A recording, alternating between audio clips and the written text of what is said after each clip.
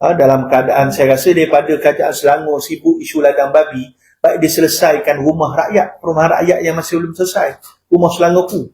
Sekarang di Selangor ni yang nak rumah adalah rakyat, bukan babi. Rakyat.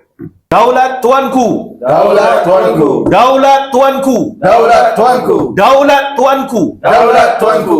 Tadi saya sebut, institusi diraja ini bukan rubber stand. Hanya mendengar bulat apa yang dikendaki oleh pihak pentadbiran. Tidak. Kita kena faham falsafah institusi diraja itu yang menjadi payung bagi rakyat.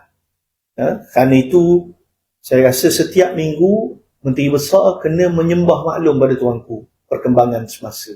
Dan kita yakin Raja Tuanku Sultan Selangor mengeluarkan sebarang titahnya adalah demi kepentingan rakyat, bukan menjaga kelompok tertentu.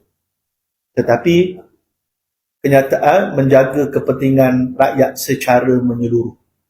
Saya yakin tuanku lihat bagaimana bantahan-bantahan rakyat, suara rakyat, desakan rakyat. Dalam keadaan saya rasa daripada kerajaan Selangor sibuk isu ladang babi, baik diselesaikan rumah rakyat, perumahan rakyat yang masih belum selesai, rumah Selangorku. Sekarang di Selangor ni yang nak rumah adalah rakyat, bukan babi. Rakyat.